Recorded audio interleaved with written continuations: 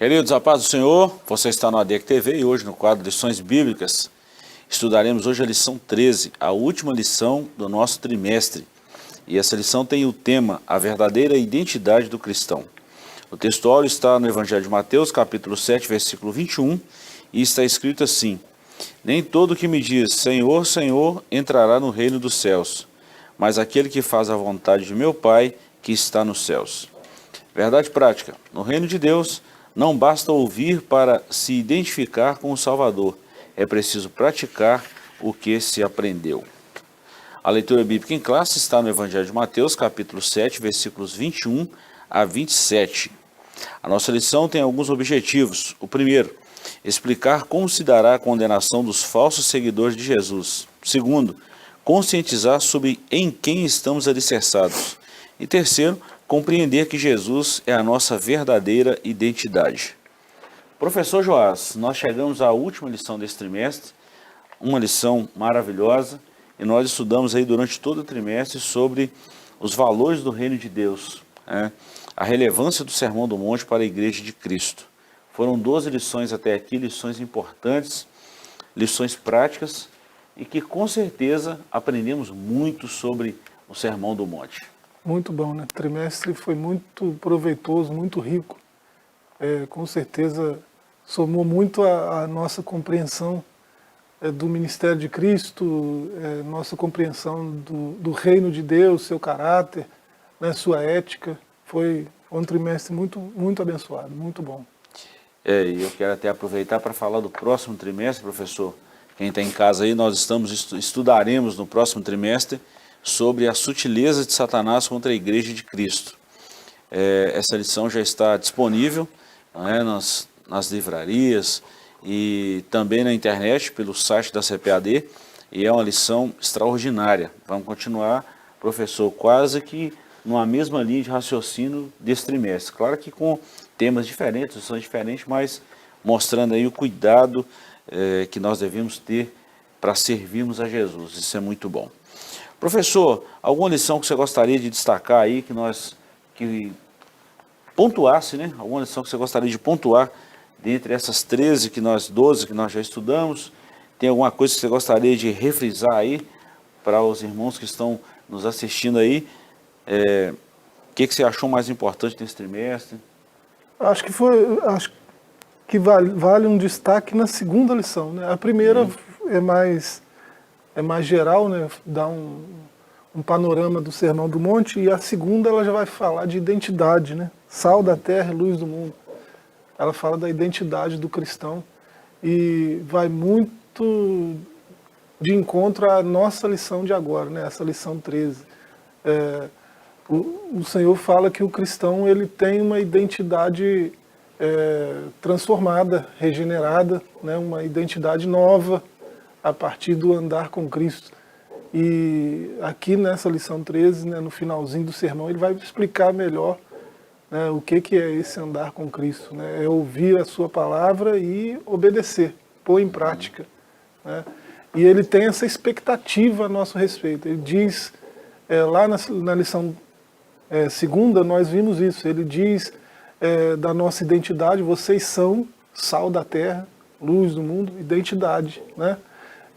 E quando ele indica a nossa identidade, ele, atrelado a isso, mostra a sua expectativa para conosco, com essa nova identidade, né? Sal tem uma função de salgar, né? E luz tem uma função também.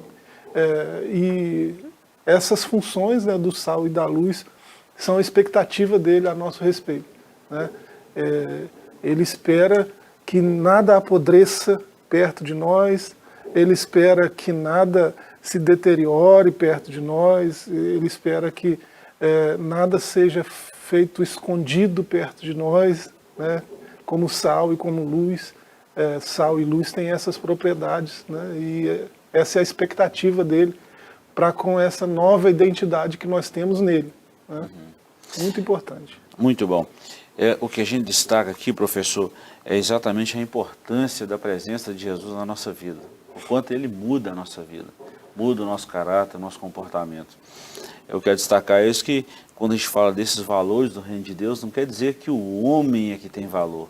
É o Cristo de Deus, o Cristo que transforma, que tem esse valor na nossa vida. Aí sim, o homem, ele é escondido em Deus. Isso é muito bom. Passa a viver de verdade, né? Verdade. A partir desse encontro, né? A partir dessa vivência aí. É bom a gente falar isso porque nós estamos vivendo assim num momento em que o homem está em foco, o homem está no foco principal. Isso é muito perigoso, professor. Então a gente tem que sempre destacar, o que tem que aparecer não é o homem, é Jesus que está na vida desse homem. É isso. Isso é muito bom. O Evangelho vem para isso, né? Para mostrar essa face aí que precisa de vez em quando estar lá falando, porque é uma tendência muito grande do homem aparecer e querer encostar a Deus. Isso é muito perigoso. Vamos lá, introdução. Chegamos à última lição a respeito do Sermão do Monte. Em sua mensagem conclusiva, nosso Senhor mostra aos discípulos que eles devem fazer a diferença no mundo. Nessa lição, veremos que essa diferença não pode ser só de palavras, mas principalmente no modo de viver. É preciso ouvir e praticar o que Jesus ensinou. Nisto consiste a verdadeira identidade dos discípulos de Jesus. Foi em Antioquia que os discípulos foram chamados a primeira vez de cristão. Cristão exatamente por parecer com Cristo. A palavra cristão, numa tradução simples e objetiva, é pequenos cristos. Então, pequeno Cristo, né? Então, quando a gente fala dessa forma, que nós somos chamados de cristão, é porque nós precisamos parecer com Jesus. E você fez uma pergunta aqui numa dessas lições, professor, que vale a pena ressaltar, que Cristo os homens estão vendo em nós. Que Jesus que os homens estão vendo em nós. Que tipo de evangelho eu prego com a minha vida? É bom a gente pensar nisso, né? Ele voltou para o Pai, não nos deixou órfãos, enviou o seu Espírito, mas nos deixou como embaixadores do seu reino, né? Como representantes dele. Então, nós somos o Cristo que a humanidade vê. E é por isso que a gente deve ouvir as palavras dele e praticar, né? Para que o Cristo que a humanidade veja seja condizente, né? Com o Cristo que pisou aqui, que andou aqui entre nós por pouco tempo, mas transformou a história da humanidade, né? Eu estou com uma frase aqui que, quando eu estava estudando essa lição, eu lembrei, quando a gente fala de seguidor de Jesus, o exemplo que a gente transmite ao mundo, Dalai Lama falou uma certa vez para alguém que foi falar desse Jesus para ele, Jesus Cristo para ele. Ele falou o seguinte, que crê no seu Cristo, mas não crê no seu cristianismo. Ou seja, no Cristo ele acreditava, ele sabia quem é Jesus, mas na forma que os homens estavam se portando com a religião, isso não condizia com a palavra de Jesus. Isso preocupa a gente, professor. Demais, né? Isso preocupa a gente. Isso preocupa muito. Bom, e é nessa preocupação que nós começamos esse capítulo primeiro aí, falando da condenação dos falsos seguidores de Jesus. E aqui pega de A a Z, né, dos que não servem, dos que estão falando que servem a Jesus, mas no íntimo não tem nada a ver com o Evangelho, não tem nada a ver com o Cristo. E é isso que nós vamos falar agora. Uma fé só de palavras é o ponto 1. Depois, os milagres não transformam o caráter. E o ponto 3, fazendo a vontade do Pai. Em Mateus 7:1, o texto diz, nem todo que me diz, Senhor, Senhor. Esse texto mostra que, no reino de Deus, apenas expressar palavras em seu nome não basta, mas é preciso colocar em prática o que se diz. Por isso, o apóstolo Paulo escreve que o reino de Deus não consiste só em palavras, mas principalmente em virtude. O apóstolo João ensina que não devemos amar só de palavras, mas por obra e em verdade. É claro que o Senhor Jesus não rejeita a confissão verbal e sincera, quando esta resulta de um coração transformado. Sim, a fé também é confissão. Entretanto, para que essa confissão seja autenticamente cristã, tem de ser genuína e sincera, provada pelas verdadeiras ações submetidas ao senhorio do nosso Salvador. Palavras são boas, mas por si só não resolvem. As palavras são comprovadas por ações, ou são provadas por ações.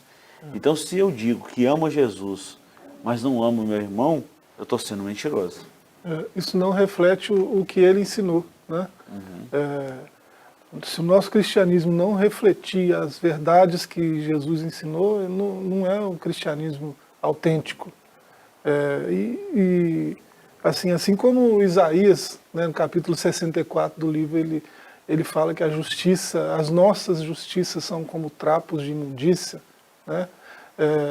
Paulo falou que nós, antes de Cristo, estávamos mortos nos nossos pecados e delitos. Não tem nada louvável em nós, né? O pecado nos estragou por inteiro, né? Nos deteriorou, deteriorou drasticamente a imagem de Deus em nós.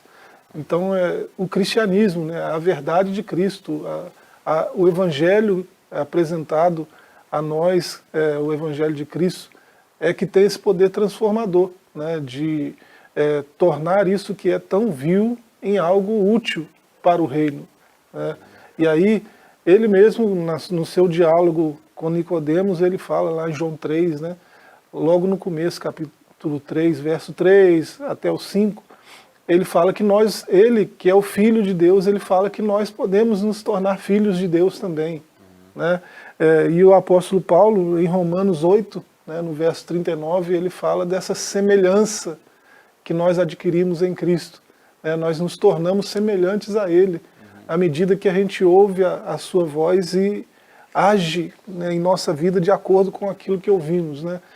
Isso se chama obediência. Tem uma palavra que saiu da boca dele, e essa palavra deve ser obedecida.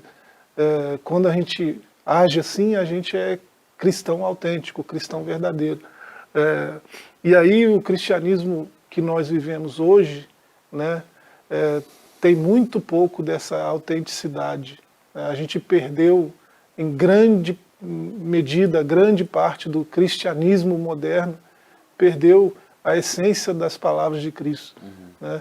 E infelizmente essa parcela que perdeu essa essência não vive um cristianismo autêntico, e isso é denunciado até pelos ateus, pelos pagãos, né, pelos não cristãos.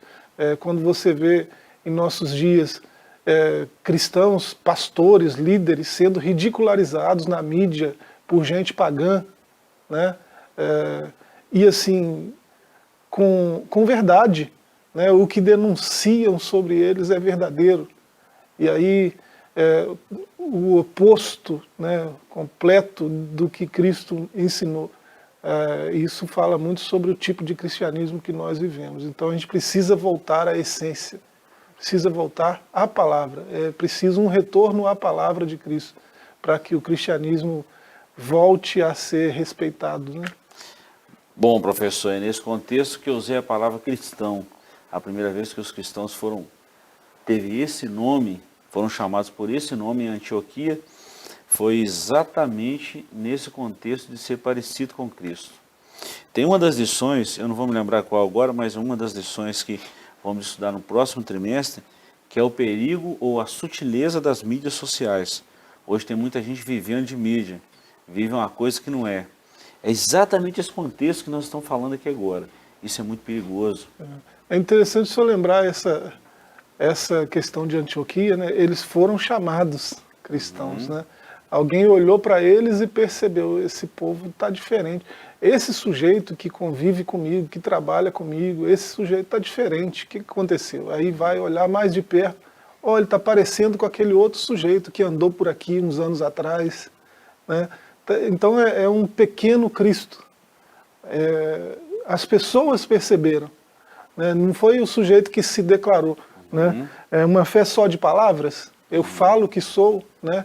Eu digo que sou cristão, eu falo que sou evangélico, e prego o evangelho, que vivo o evangelho, mas só falo, né? Quando alguém olhar mais de perto para as minhas práticas vai ver outra coisa, né? Isso não é cristianismo, né? É preciso que os outros olhem e percebam, né? É um cristão, é alguém parecido com Cristo, né? Não é uma coisa que eu vivo declarando, vivo falando, para tentar convencer as pessoas de que isso é verdade. Não, as pessoas olham e se convencem de que é verdade. Muito bom, muito bom. Lições como essa aperta, professor, mas demais chama a gente numa responsabilidade. e mostra para que estamos aqui. Não é simplesmente de meras palavras, mas de uma responsabilidade que o próprio Cristo nos chamou para ela. Evangelho não é simples assim como muitas pessoas acham, não é status, não. Evangelho é renúncia, é sofrimento, mas o final disso tudo aí é a vida eterna. Aí nem se compara com a vida midiática ou a vida mesquinha que muitos têm aqui por uma questão de fama e até mesmo de uma coisa temporária que nós sabemos, né? Ponto 2. Os milagres não transformam o caráter. O versículo 23 do capítulo 7 revela a justificativa dos impenitentes a respeito dos milagres que fizeram em nome de Jesus. Infelizmente, muitos pensam que realizar grandes milagres ou desenvolver grandes ministérios em nome de Cristo é a prova de fazer a vontade de Deus. E a gente sabe que não é por aí, né? Nosso Senhor, quando do seu ministério terreno, nunca se impressionou com as lisonjas humanas. A Bíblia rechaça a falsa piedade, Tiago 2, 18 a 20. Aqui, o ensino do Senhor Jesus mostra que a pregação, os milagres e maravilhas realizados em seu nome não são provas cabais de um verdadeiro discípulo de Cristo. E aí vem a pergunta, professor, que foi a justificativa deles também. Espera aí, mas eu não orei, Jesus curou, eu não orei, Jesus expulsou demônios, eu não orei, Jesus salvou um monte de pessoas, eu usei a palavra de Deus, eu falei da palavra de Deus. Sim, Deus não tem compromisso com alguém relaxado, Ele tem compromisso com a sua palavra.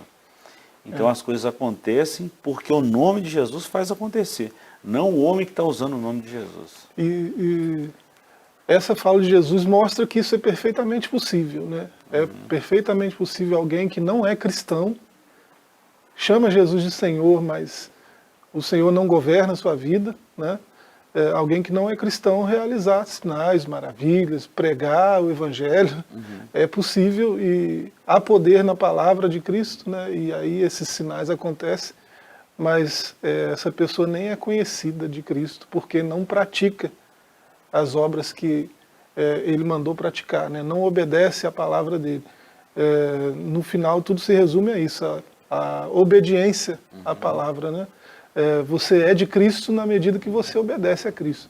E aí, essa questão dos sinais, dos milagres, que para nós, né, parece uma evidência incontestável de que alguém é de Cristo, né? Ele mesmo deixa claro que não é assim, né?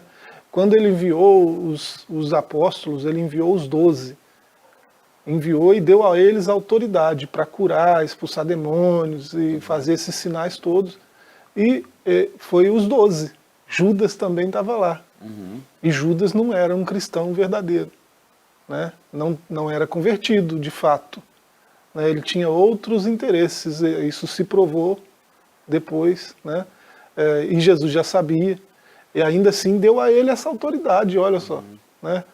Então os sinais não dizem muito sobre quem está sendo usado para realizar, né? Dizem muito sobre o poder do Evangelho de transformar, né? O Evangelho é transformador, né? Então qualquer pessoa que transmitir, qualquer pessoa que tiver esse acesso ao Evangelho, à verdade do Evangelho, vai experimentar esse poder transformador, né?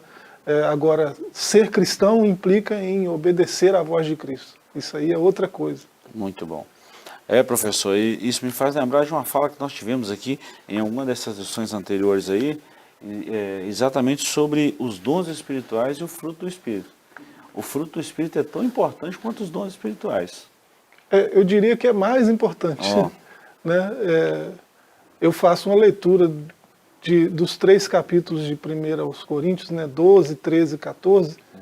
Eu faço essa leitura, que o fruto é mais importante. Que ele termina o capítulo 12, onde ele fala de vários dons do Espírito, né? Dons espirituais, e ele fala, eu vou mostrar para vocês um caminho sobreexcelente, né? Hipérbole, é o que está lá no texto grego, né? Então é um caminho mais elevado, melhor, né? Mais preferível, né? Primais a esse. Então é muito mais importante, né, o fruto do que os dons. Ele não está desprezando os dons, porque ele vai dizer, busquem com zelo os melhores dons. Eu gostaria que todos profetizassem, todos falassem línguas, né? Mas tem um caminho melhor, que é o caminho do fruto. Por que eu estou falando isso? Porque muita gente, vamos falar assim, põe uma ênfase, dá um destaque aos dons espirituais e esquece do fruto. Exato. E o fruto ele é muito importante na nossa vida, porque ele mostra o nosso caráter. Né? O que adianta falar de variedade de línguas, interpretar línguas e, repito, estar não tão bem com o irmão, com o próximo. Que amor é esse? Então vale a pena a gente pensar nisso. Professor, Paulo fala que é possível até profetizar, né? E não ser um cristão mesmo, verdadeiro, autêntico, né? Verdade. É como um sino que tine. Professor, nós já falamos muita coisa desse ponto 3 aqui, eu só não li, né? Que o verdadeiro discípulo de Cristo é o que vive em total obediência a Deus. A palavra-chave desse primeiro tópico aqui, então, nós podemos falar que é uma obediência, porque se eu obedeço a Deus, eu estou sendo submisso a Ele e à sua vontade. Aí eu posso ser chamado um cristão.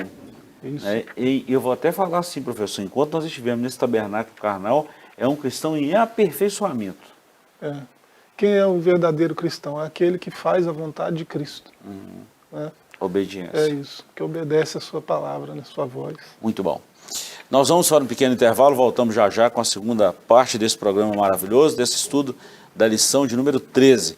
Não saia daí que voltamos já já.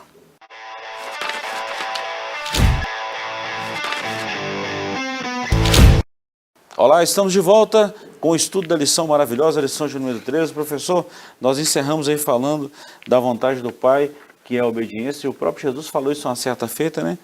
Não é isso que foi escrito? A obediência é muito melhor que o sacrifício? Isso houve assim, essa resposta foi aos fariseus, né? Porque eles eram muito metódicos ali com os sacrifícios pontuais, com as festas, mas o coração deles estava longe da obediência. E isso trouxe um julgamento para a época deles. Jesus julgou isso através das suas atitudes. A história se repete, né, professor? Eles achavam que o sacrificar era mais importante, porque era assim que tinha que ser feito, é assim que está escrito, e aí pegavam a superfície da revelação e tinham como a revelação toda. Né? Jesus condenou isso, né? Esse tipo de religião que olha só para o superficial, que olha só para as coisas, olha só para momentos, né? E não consegue contemplar o quadro geral. Né? Quando eu sou cristão, não naquelas 2 horas do culto de domingo, né? No meu trabalho na segunda-feira, na minha escola, no curso que eu faço, né? Nos momentos que eu estou diante da televisão, quando eu ligo lá Netflix, YouTube, né? Nesses momentos eu sou cristão, né? Também, não só no culto de domingo. Né? O culto de domingo é só o ápice, né? É só a festa, né? Que começa para começar a semana na presença de Deus, para conseguir andar com Ele, né? Aonde a gente for, né? A gente sempre repete isso, né? É preciso ser quem a gente é em todas as áreas, né? Eu não sou um no trabalho, outro na escola, outro na padaria, outro na igreja, outro... Não, eu sou quem eu sou em Deus, aonde eu estiver. E aí, se eu for uma bênção, né, em Deus, se eu for alguém que obedece, alguém que segue a palavra, que procura viver a palavra e praticá-la, né, eu serei uma bênção em Deus aonde eu estiver, né, na minha casa, no meu trabalho, na minha faculdade, né, onde eu estiver, eu serei bênção para outras pessoas. Né? É muito bom quando você fala isso, professor, que a nossa estadia aqui na igreja é muito pequena em relação ao que eu vivo fora da igreja. Né? E tem um grupinho aí de pessoas que pensam assim, não, tem que fazer isso, é assim, tudo bem, eu preciso de congregar, mas a minha vida lá fora, ela precisa falar tão alto quanto as pessoas me veem aqui na igreja. Mas aí alguém pode pensar assim, então quer dizer que se eu viver uma vida assim irrepreensível lá fora, eu também não preciso me preocupar com a igreja, não é isso? Não é isso que nós estamos falando, tem o fato, tem a importância de se congregar, tem a importância de estar envolvido numa comunidade extremamente cristã. necessário, né? Necessário. Não é que é importante, é necessário, né? Não Faz podemos bem. deixar de congregar como é costume de alguns. Faz bem. Está escrito isso. É porque a congregação, ela tem benefício que nós só conseguimos se nós estivermos juntos. Só se a gente estiver em comunhão, todo mundo junto. Então é bom ressaltar isso aí, porque no mundo que nós estamos vivendo aí, é uma outra lição sobre isso aí, sobre as sutilezas, né, dos desigrejados. Muita gente vai nós vamos chegar lá. Muita gente vai apanhar com relação a isso aí, porque acha que pode ficar só em casa, que não precisa congregar, que vive a vida cristã, e não é bem por aí não. Bom, em que estamos alicerçados é o capítulo 2, e nós vamos trabalhar em 3 tópicos também. O alicerce começa pelo ouvir, depois a importância do bom alicerce, e terceiro, a relevância do praticar. Eu vou ler os 3, professor, a gente comenta esse capítulo 2 aqui. Para ser um verdadeiro discípulo de Cristo, é preciso ouvir a sua palavra. Suas palavras são eternas, espírito e vida. Por meio delas, o interior do ser humano é transformado verdadeiramente. Atente para a expressão, minhas palavras. No grego é logos, mas no texto ela se encontra no genitivo de um modo da gramática grega, cuja ideia central é de posse. Não é qualquer palavra que devemos ouvir, mas as de Jesus. Então quer dizer que não tem nenhum profeta que supera a palavra de Jesus, porque o próprio Jesus falou a palavra que dele foi dita. Né? Ponto 2, a importância do bom alicerce. Os que lidam com a construção civil sabem o quanto é importante a construção dos alicerces. Quando se ergue um edifício com os alicerces bem mal estruturados, a ruína é certa. De início, todo investimento pesado deve ser nas bases. Por isso, a pedagogia, ou pedagogicamente, ao concluir o Sermão do Monte, Jesus toma as figuras dos 2 construtores e 2 alicerces. Um prudente, que edifica sobre a rocha, o outro insensato, que edifica sobre a areia. Então nós vamos ver isso aqui também. E o ponto 3, a relevância do praticar. Escutar e praticar as palavras de Cristo são as provas de que o discípulo está pronto para viver em plena obediência a Deus, ao que ouve e pratica. Nós vemos aí em Mateus 7, 24 e 26. 3 observações, professor. Primeiro, o alicerce começa por ouvir. Eu vou falar como administrador aqui agora. Se eu vou fazer qualquer plano, qualquer coisa que eu for fazer, eu preciso criar um planejamento.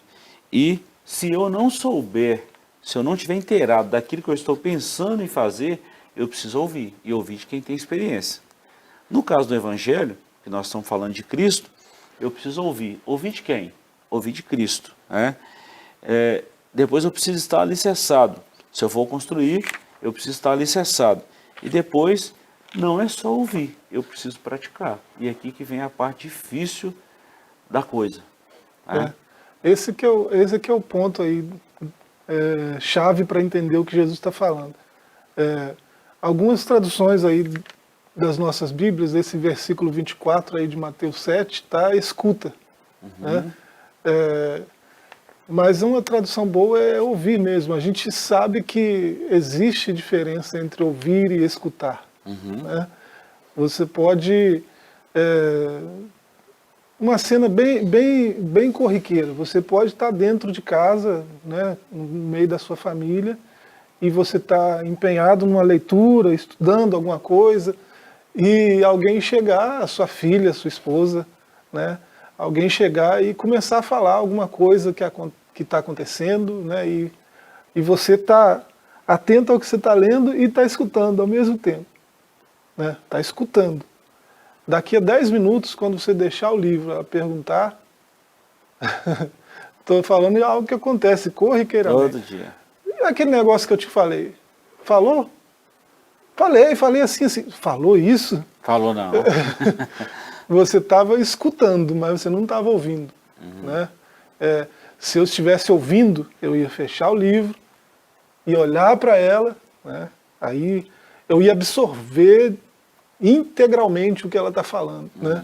Absorver integralmente, trazer aquilo para dentro. Isso que você está dizendo é importante, aí eu importo, eu trago para dentro de mim. Né?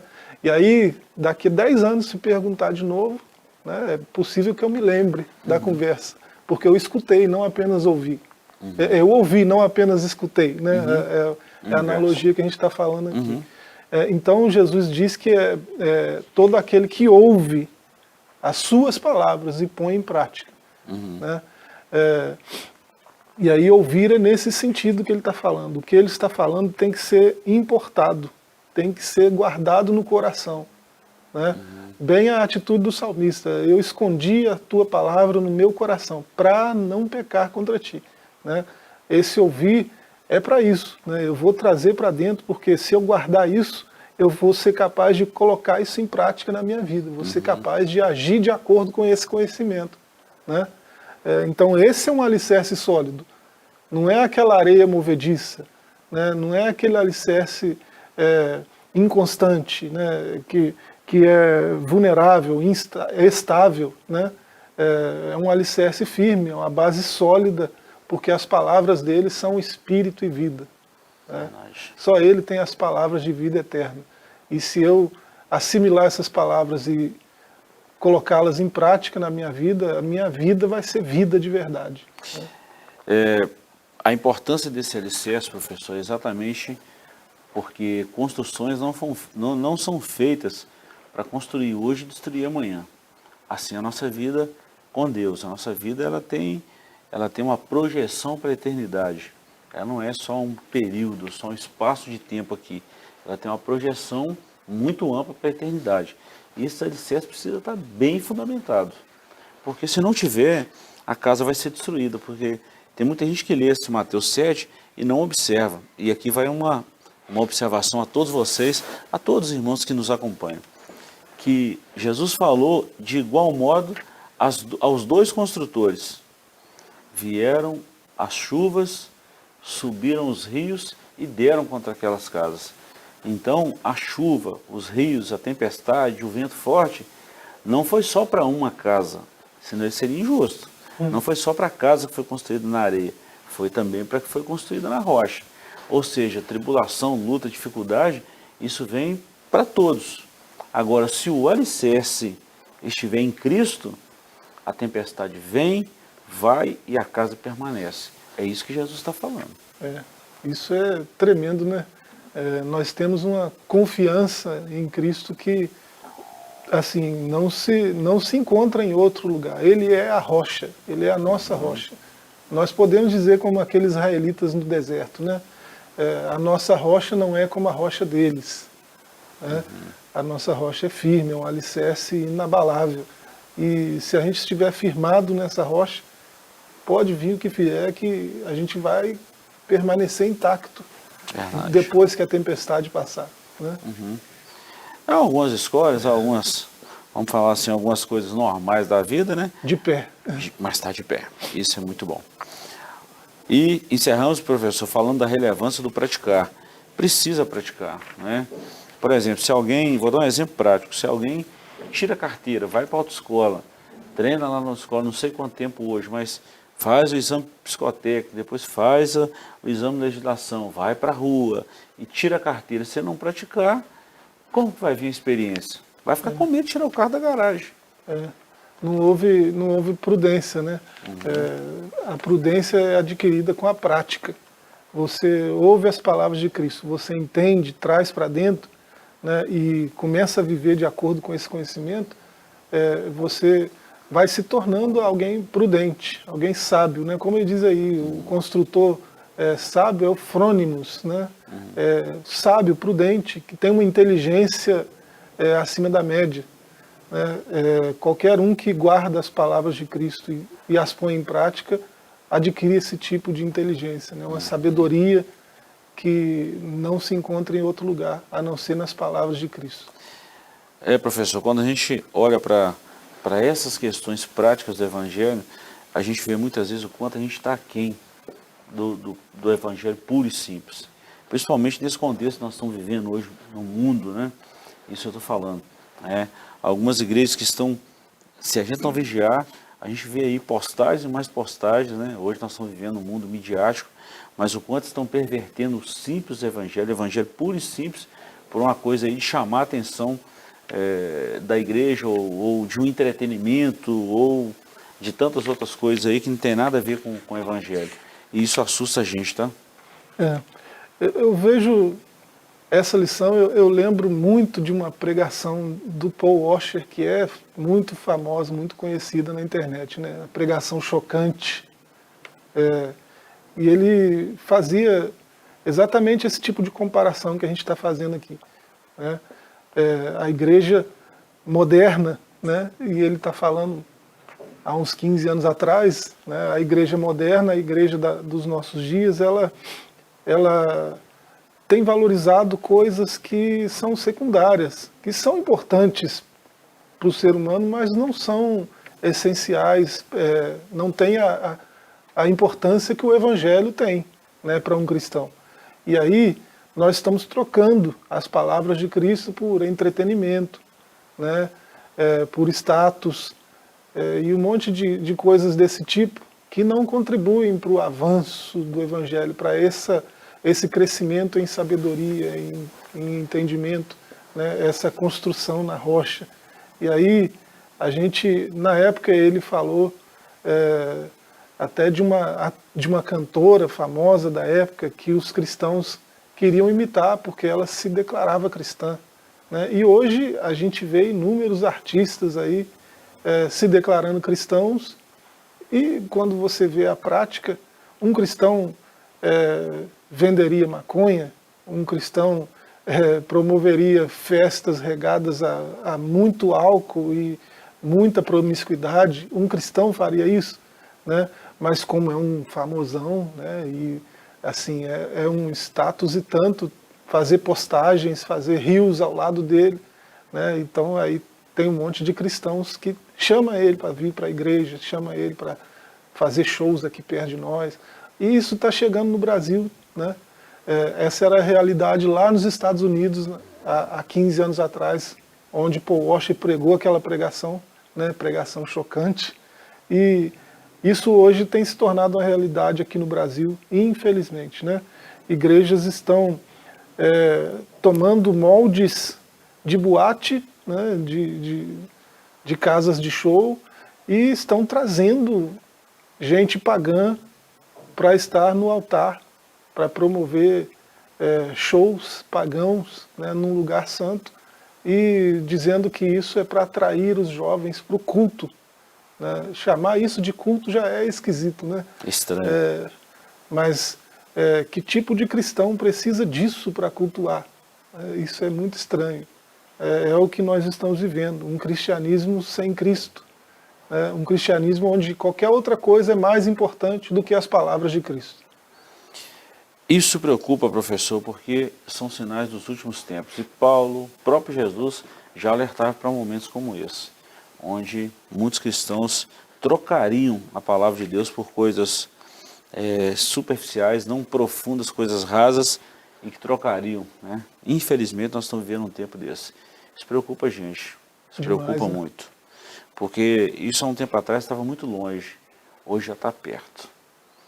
E se a gente não vigiar, nós vamos achar algumas atitudes impregnadas no nosso meio. E é aí que preocupa mais. Então voltemos logo ao Evangelho, voltemos logo à palavra de Jesus. Professor, nosso tempo está findando ali. Deixa eu dar uma sintetizada aqui no capítulo 3, Jesus, a nossa verdadeira identidade. E também tem 3 tópicos. Primeiro, Jesus, o nosso maior pregador. Não vou ler, mas a gente vai comentar.